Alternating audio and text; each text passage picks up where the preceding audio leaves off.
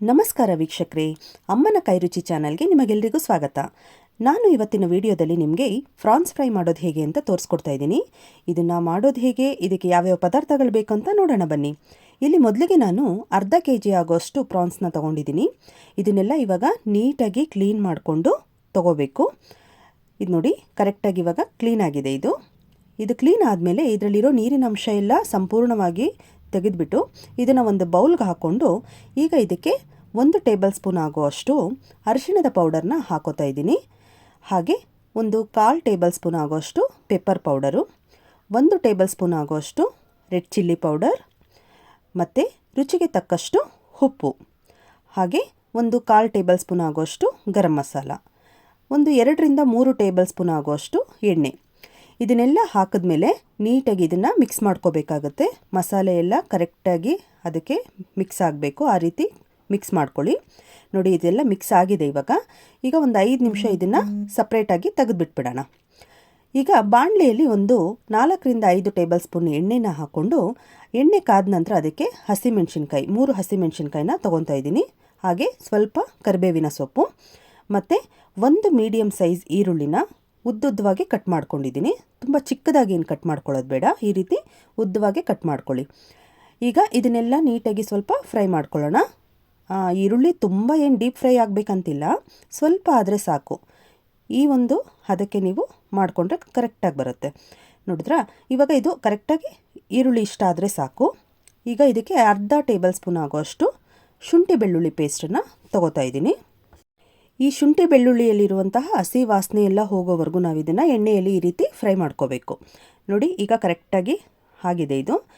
ಈಗ ನಾವು already mix ಮಾಡಿ ಸಪ್ರೇಟಾಗಿ ತೆಗೆದಿಟ್ಟಿದ್ವಲ್ವ, ಆ ಪ್ರಾನ್ಸನ್ನು ಈಗ ಇದರೊಳಗಡೆ ಹಾಕೋತಾ ಇದ್ದೀನಿ. ಇದನ್ನೆಲ್ಲ ಹಾಕಿದ್ಮೇಲೆ ನಿಮಗೆ 10-15 ನಿಮಿಷ ಇದನ್ನು ಫ್ರೈ ಮಾಡಿಕೊಂಡ್ರೆ ಸಾಕು ನಿಮಗೆ. ನೋಡಿ, ಇದನ್ನೆಲ್ಲ ಇವಾಗ ಇದಕ್ಕೆ ಹಾಕಿದ್ಮೇಲೆ ನೀವು ಇದನ್ನು ಸಪ್ರೇಟಾಗಿ ಸ್ವಲ್ಪ ಬಿಡಿಬಿಡಿಯಾಗಿ ಬಿಡಿಸ್ಕೋಬೇಕಾಗುತ್ತೆ. ಎಣ್ಣೆಯಲ್ಲಿ ಇದು ನೀಟಾಗಿ ಫ್ರೈ ಆಗಬೇಕು. ಮತ್ತು ಗ್ಯಾಸ್ ಫ್ಲೇಮು ಯಾವುದೇ ಕಾರಣಕ್ಕೂ ಹೈ ಮಾಡೋಕ್ಕೆ ಹೋಗಬೇಡಿ, ಬೇಗ ಆಗಲಿ ಅಂತ ಹೇಳಿ ಮೀಡಿಯಮ್ ಫ್ಲೇಮ್ನಲ್ಲೇ ಆಗಲಿ, ತುಂಬ ಚೆನ್ನಾಗಿ ಬರುತ್ತೆ. ಈ ಒಂದು ಪ್ರಾನ್ಸ್ ಫ್ರೈಗೆ ನಾವು ಯಾವುದೇ ರೀತಿಯಾದ ನೀರನ್ನು ಕೂಡ ಸೇರಿಸ್ತಾ ಇಲ್ಲ. ಇದು ಆಯಿಲಲ್ಲೇ ಸಂಪೂರ್ಣವಾಗಿ ಫ್ರೈ ಆಗಬೇಕು. ಹಾಗಾಗಿ ತುಂಬ ಟೇಸ್ಟಿಯಾಗಿ ಕೂಡ ಇರುತ್ತೆ ಇದು. ನೋಡಿ, ಈ ರೀತಿ ಮಾಡ್ಕೊಂಡ್ಮೇಲೆ ನೀವು 10 ನಿಮಿಷ ಈ ರೀತಿ 2 ಕಡೆ ಮಿಕ್ಸ್ ಮಾಡಿಕೊಂಡು ಫ್ರೈ ಮಾಡಿಕೊಂಡ್ರೆ ಸಾಕು, ಕರೆಕ್ಟಾಗಿ ಆಗುತ್ತೆ. ಈ ಒಂದು ರೆಸಿಪಿ ಖಂಡಿತವಾಗ್ಲೂ ಮಕ್ಕಳಿಂದ ಹಿಡಿದು ದೊಡ್ಡವ್ರ ತನಕ ಎಲ್ರಿಗೂ ತುಂಬ ಇಷ್ಟ ಆಗುತ್ತೆ. ನಾವು ಏನಾದರೂ ಸ್ಟಾರ್ಟರ್ಸ್ ಎಲ್ಲ ತಿನ್ನಬೇಕು ಅಂದಾಗ ಹೊರಗಡೆ ಹೋಗಿ ಹೋಟ್ಲಲ್ಲೇ ತಿನ್ನಬೇಕು ಅಂತ ಏನಿಲ್ಲ, ಮನೆಯಲ್ಲೇ ನಾವು ಈ ರೀತಿ ಒಂದು ವೆರೈಟಿಯಾದ ರೆಸಿಪಿನ ಮನೇಲಿರೋರ್ಗೆ ಎಲ್ರಿಗೂ ಮಾಡಿಕೊಡೋದ್ರಿಂದ ಮನೇಲಿರೋರು ತುಂಬ ಖುಷಿಯಾಗಿ ತಿಂತಾರೆ. ಹಾಗೆ ನಮಗೂ ಕೂಡ ತುಂಬ ಖುಷಿಯಾಗುತ್ತೆ. ಅವರೆಲ್ಲ ಖುಷಿಪಟ್ಟು ತಿಂದರೆ ನಮಗೂ ಕೂಡ ತುಂಬ ಖುಷಿಯಾಗುತ್ತೆ ಅಲ್ವಾ? ನೋಡಿ, ನೀವು ತಟ್ಟೆನ ಕ್ಲೋಸ್ ಮಾಡಿ ಬಿಟ್ಮೇಲೆ ಸ್ವಲ್ಪ ನೀರಿನಂಶ ಬಿಟ್ಕೊಂಡಂಗೆ ಅನಿಸುತ್ತೆ ನಿಮಗೆ ಈ ಒಂದು ಮಸಾಲೆಯಲ್ಲಿ. ಬಟ್ ಆದರೆ ಈ ರೀತಿ ಓಪನ್ ಮಾಡಿ ಸ್ವಲ್ಪ ಹೊತ್ತು ಬೇಯಿಸಿದ್ಮೇಲೆ ನೋಡಿ, ಈ ರೀತಿ ನೀಟಾಗಿ ಎಣ್ಣೆ ಎಲ್ಲ ಬಿಟ್ಕೊಳ್ಳೋವರೆಗೂ ನೀವು ಇದನ್ನು ಬೇಯಿಸ್ಕೋಬೇಕಾಗುತ್ತೆ. 10 ನಿಮಿಷ 15 ನಿಮಿಷ ಮ್ಯಾಕ್ಸಿಮಮ್ ಅಂದರೆ ನೀವು ಬೇಯಿಸ್ಕೊಂಡ್ರೆ ನಿಮಗೆ ಈ ಒಂದು ಪ್ರಾನ್ಸ್ ಫ್ರೈ ರೆಡಿ ಆಗುತ್ತೆ. ನೋಡಿದ್ರಲ್ವಾ ಎಷ್ಟು ಈಸಿಯಾಗಿ ರೆಡಿ ಆಯಿತು ಅಂತ ಹೇಳಿ. ತುಂಬ ಏನು ಟೈಮ್ ತೊಗೊಳ್ಳಲ್ಲ ಇದನ್ನು ನೀವು ಮಾಡೋದಕ್ಕೆ. ನೀವು ಅದನ್ನು ಹೊರಗಡೆಯಿಂದ ತೊಗೊಂಬಂದು ಕ್ಲೀನ್ ಮಾಡೋದಕ್ಕೆ ಸ್ವಲ್ಪ ಟೈಮ್ ಹಿಡಿಯುತ್ತೆ. ಬಿಟ್ಟರೆ ನೀವು ಈ ಒಂದು ರೆಸಿಪಿನ ಕುಕ್ ಮಾಡೋದಕ್ಕೆ ನಿಮಗೆ ತುಂಬ ಏನು ಟೈಮ್ ಬೇಕಾಗಲ್ಲ. 15 ಮಿನಿಟ್ಸ್ ಒಳಗಡೆ ನೀವು ಇದನ್ನು ರೆಡಿ ಮಾಡ್ಕೋಬೋದು.